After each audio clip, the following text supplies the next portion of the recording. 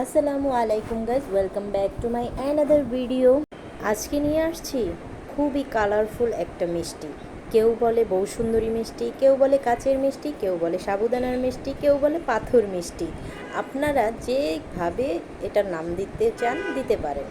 চলুন তবে তৈরি করে নেওয়া যাক। এর জন্য আমি এখানে 1 কাপ সাবুদানা নিয়েছি।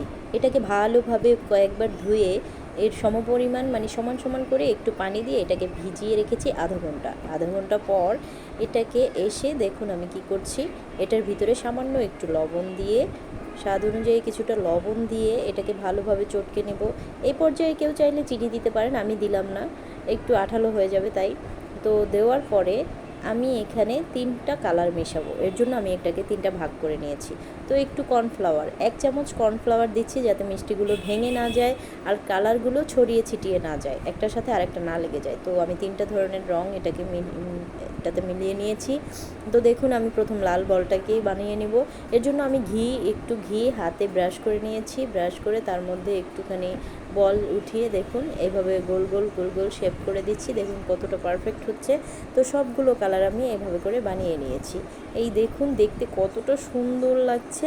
তো কালারগুলো কিভাবে পারফেক্টভাবে থাকবে এবং একটা সেজন্য আমি এখানে 2 কাপ পানি 2 কাপ চিনি নিয়ে ভালোভাবে ফুটিয়ে তারপরে একটা একটা করে মিষ্টি ছেড়ে দিয়েছি যাতে রঙগুলো একটার সাথে আরেকটা না লেগে যায়। দেখুন আমি কিছুক্ষণ ফুটানোর পরে এটাকে ঢেকে আমি 20 মিনিট রান্না করেছি। তারপরে আমার মিষ্টিগুলো এই যে দেখুন কি সুন্দর স্বচ্ছ রঙটা হয়ে আসছে। তো এইভাবে করে আমার 20-25 মিনিট লেগেছে। আপনার চুলোর আঁচ অনুযায়ী লাগতে পারে। এই দেখুন এইভাবেও খাওয়া যেতে পারে। তো আমি এটাকে, যারা রসমালাই বানান তারা তো নিশ্চয়ই দুধে আবার সেটাকে ভিজিয়ে নেন। তো আমি এটাকে কি করব, দুধ দিয়ে এখন রান্না করব। এর জন্য আমি এখানে 1 কেজি দুধ 1 কাপের মতো করে নিয়েছি। তার মধ্যে 2টো এলাচ দিয়ে আমি জাল করে এবং সামান্য কিছুটা টেস্ট অনুযায়ী চিনি দিয়ে নিয়েছি।